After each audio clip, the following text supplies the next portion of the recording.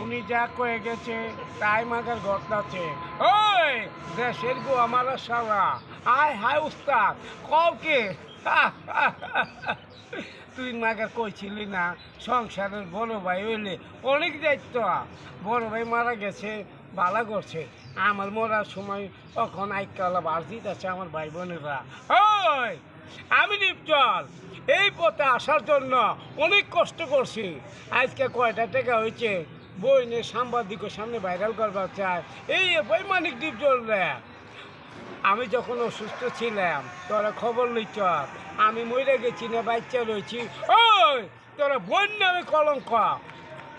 আরে তুই জানোস না বর্তমান তোরা বোন আমারে জেলখানায় পাঠাবার চাস। ওই আমি মরে গেলে খুশি, মাগা জাগা জমি আমিও নেবো না, তোকেও দিব না। দরকার বলে এতিমখানায় দিয়ে দিমু, মাগার এতিম বাচ্চারা থাকবো। ওই মাগার আমার ইজ্জত নিয়ে টানাটানি করিস না।